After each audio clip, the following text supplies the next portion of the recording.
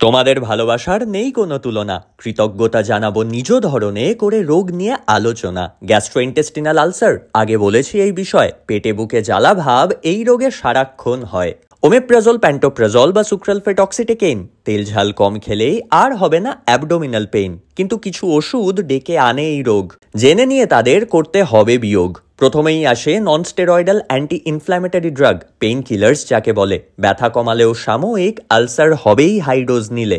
স্টমাকের ভিতরে লেয়ারগুলোকে করে নষ্ট, গ্যাস্ট্রিক লেয়ার্স করে ব্লিড, আলসারেশন দেয় কষ্ট। অ্যান্টিপ্লেটলেট অ্যাসপিরিন দিতে পারে গ্যাস্ট্রিক আলসার, স্ট্রোক প্রিভেনশনে ইউজ যদি হয় রেগুলার। রক্ত করে তরল, তাই ব্লিডিং চান্স যায় বেড়ে, ইন্টারনাল ব্লিডিং এর রিস্ক তাই হতে পারে। অ্যাসপিরিনটা বন্ধ করো না তাই বলে গ্যাস্ট্রিক আলসারের সিমটমস যতক্ষণ না পেলে। পেইন কিলারটাই করতে পারি বন্ধ, ব্যথা কমিয়ে শুধু আমাদের করে রাখে অন্ধ। জানিও কাদের আছে এমন জ্বালা, তোমাদের জন্যেই আছি আমি, তোমাদের জন্যেই কথা বলা।